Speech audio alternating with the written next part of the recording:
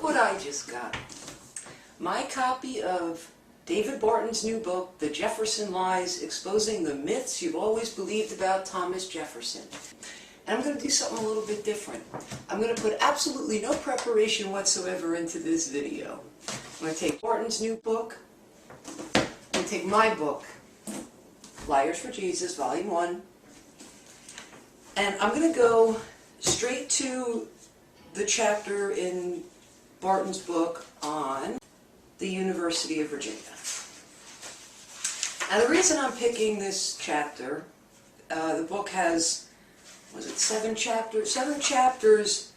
The chapter titles are like lie number 1, lie number 2, lie number 3, because of course Barton is accusing us secularists of being the liars.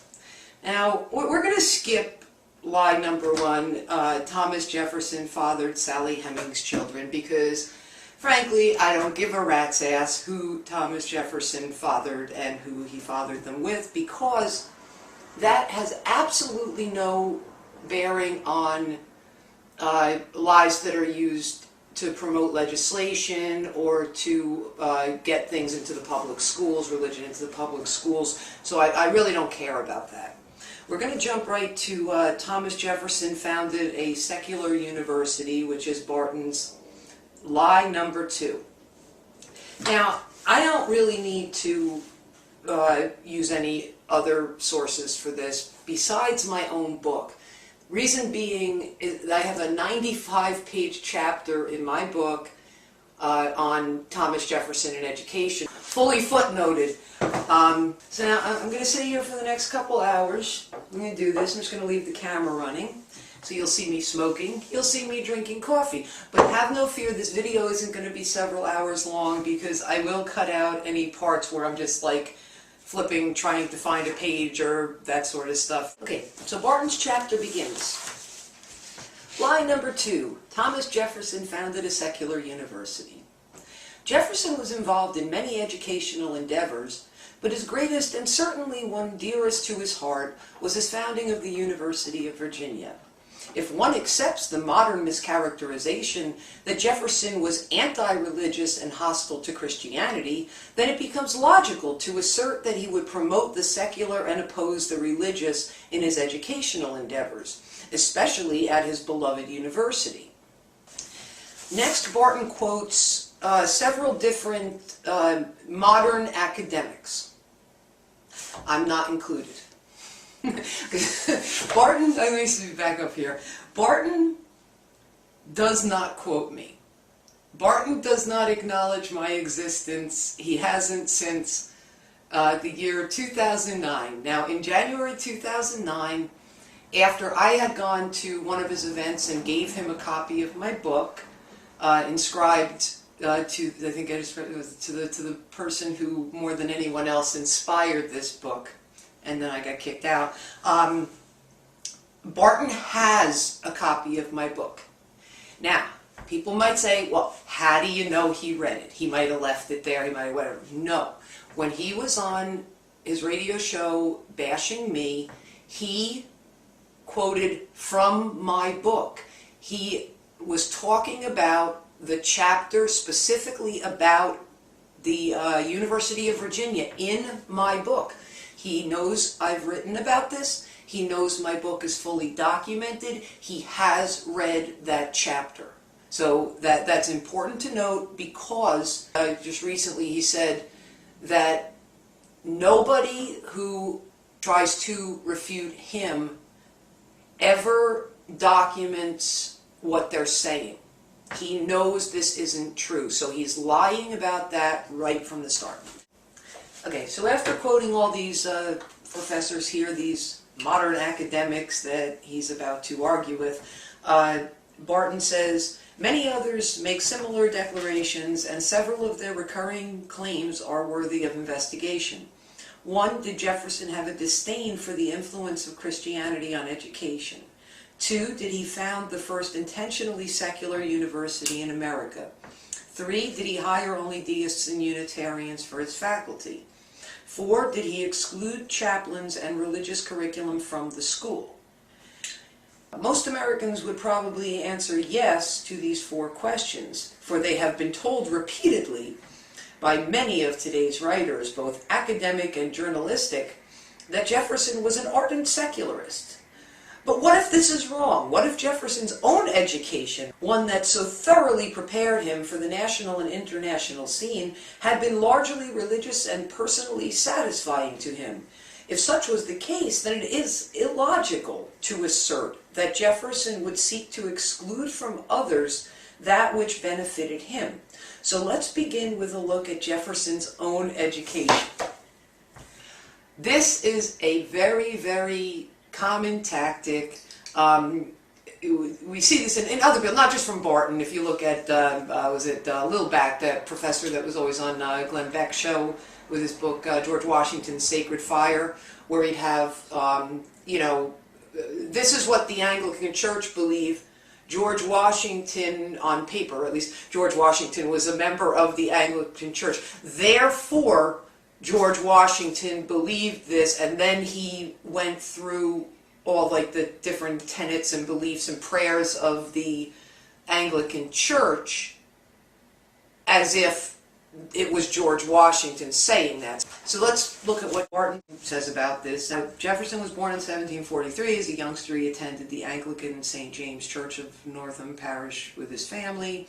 The church was pastored by the Reverend William Douglas. Okay, that was Jefferson's teacher when he was a kid, this minister from Scotland, from 1752 to 1758. Jefferson attended the Reverend Douglas's school. In 1758, his family moved to Albemarle County and attended the Anglican Fredericksville Parish Church, pastored by the Reverend James Fontaine Maury. And actually, that's interesting. James Fontaine Maury is actually the minister who was really interested in geography and actually had a plan to get to the West Coast, which later became Jefferson's Lewis and Clark expeditions. From 1758 to 1760, Jefferson attended Reverend Maury's school. In 1760, after having been trained in religious schools, the 17-year-old Jefferson entered William and Mary, another religious school directly affiliated with the Anglican Church. Yeah, it was when Jefferson attended, but when Jefferson was governor of Virginia in 1779, he unreligiousized William and Mary. He got rid of all the religious stuff. So Jefferson secularized William and Mary, but it was religious when he attended it. Okay. Part of Jefferson's daily routine at the college included morning and evening prayers. So yes, he went to the school had prayers, he agreed with the prayers. We're just going to skip this part, okay? Jefferson entered 5 years of legal training with distinguished attorney and judge George Wythe, who later became a signer of the Declaration of Independence. A central subject of Jefferson's legal studies was English jurist William Blackstone's 4-volume commentaries on the laws of England. Now, this Blackstone stuff is something that is used all the time, because Blackstone's commentaries are really, really religious. There's like a whole section on the offenses against God, because of course Blackstone was in England, which was a Christian nation. So anybody who studied Blackstone or ever used Blackstone for anything, Barton and the other revisionists turned that into, they believed that we also should have religious laws. The quote that Barton used, he doesn't actually use a direct quote here. He says, Jefferson affirmed that American lawyers used Blackstones with the same dedication and reverence that Muslims use the Quran. Okay. This is in my book here because Barton also used this in Original Intent, his other big book. According to David Barton in his book Original Intent, this is a quote from Original Intent here, Blackstone's commentaries on the laws, introduced in 1766, became the law book, and he italicizes and bolds the law book of the Founding Fathers. In fact, so strong was its influence in America that Thomas Jefferson once quipped that American lawyers used Blackstones with the same dedication and reverence that Muslims use the Quran. The quip referred to by Barton is found in an 1810 letter from Jefferson to John Tyler, a Virginia judge, governor of Virginia, and father of the future president. This is the quote from Jefferson that Barton is getting this little lie from. "I have long lamented with you the depreciation of law science. The opinion seems to be that Blackstone is to us what the Al-Quran is to Mohammedans, that everything which is necessary is in him, and what is not in him is not necessary. I still lend my counsel and books to such young students as will fix themselves in the neighborhood. Cook's Institutes and Reports are their first, and Blackstone their last book, after an intermediate course of 2 or 3 years. It is nothing more than an elegant digest of what they will have acquired from the real fountains of the law." So Jefferson was not complimenting, recommending, endorsing, or extolling the wonderfulness of Blackstone's. He was putting it down. Okay, he wrote another letter to John Tyler, same guy, about Blackstone a couple of years later in 1812. Here's what Jefferson said to Tyler in that letter. "A student finds there a smattering of everything, and his indolence easily persuades him that if he understands that book, he is a master of the whole body of the law. The distinction between these and those who have drawn their stores from the deep and rich minds of Cook on Littleton seems well understood even by the unlettered common people, who apply the appellation of Blackstone lawyers to these ephemeral insects of the law." Jefferson, people who studied Blackstone were ephemeral insects of the law.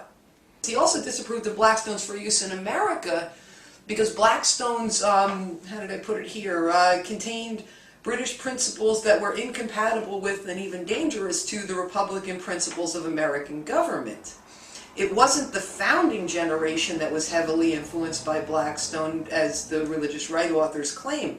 Most lawyers among the founders had studied law before Blackstone's commentaries was even published, right? Because it was published in 1766. Jefferson was born in 1743. He went to college when he was 17, before Blackstone's was published. So Barton's thing here about that's what he studied with George Wythe, his instructor at William and Mary, can't possibly be true. It wasn't published yet. Okay, why Jefferson was writing these letters to John Tyler was because in the 1790s, the Federalists, more pro-England, they were attached to England still, like the aristocracy kind of stuff and whatever, which Jefferson considered dangerous to, republicanism. These ideas were glorified by Blackstone.